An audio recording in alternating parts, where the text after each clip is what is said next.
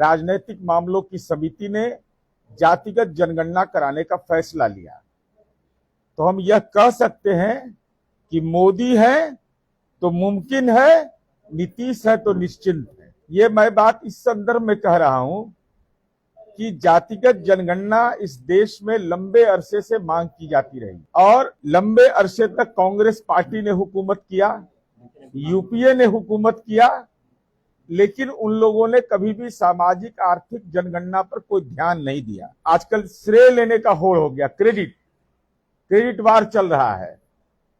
तो हम जरा नजारा दिखा देना चाहते हैं, ये जो फर्जी लोग हैं, और तथ्य के साथ बता देंगे कि कैसे इनका फर्जीवाड़ा है, कि जरा 90 के दशक में हम लोग जाएं कि जातिगत जनगणना का ये श्रेय लेते हैं। अब हमारा सवाल नंबर 1, 1994 में जब समता पार्टी बनी हुई थी, तब माननीय नीतीश कुमार जी ने पार्लियामेंट में भाषण दिया। भारतीय जनता पार्टी के माननीय सांसद ने मांग किया, तो क्या राष्ट्रीय जनता दल उस समय जो अस्तित्व में था, उसके सांसद ने जातिगत जनगणना के पक्ष में, कांग्रेस तो नहीं करती, लेकिन राष्ट्रीय जनता दल के सांसद ने क्यों नहीं जुबान खोला?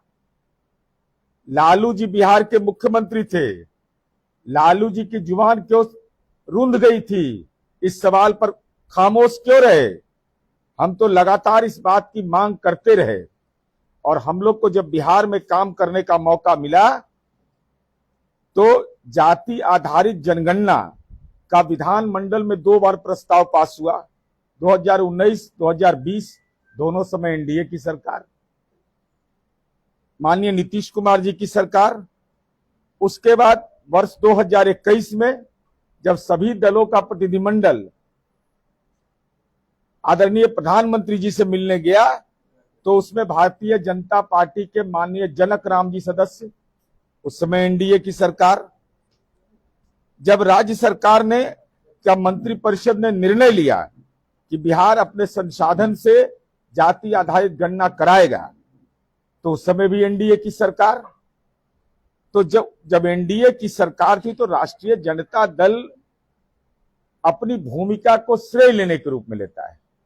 तो हम यह जानना चाहते हैं कि जब आदरणीय लालू प्रसाद जी केंद्र में 2004 में अगर वो समर्थन वापस ले लेते तो सरकार गिर जाती, लेकिन जातिगत जनगणना के सवाल पर साफ सूंघ गया उनको।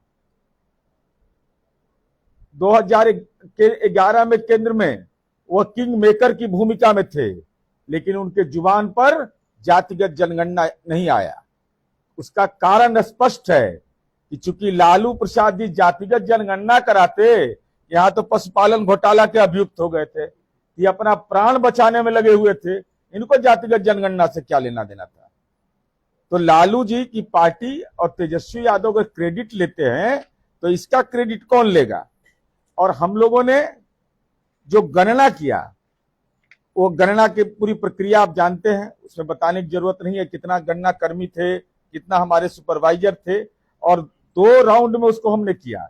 एक पहले हाउस होल्ड गिना सबका, उसके बाद उसकी सामाजिक आर्थिक स्थिति का अवलोकन किया।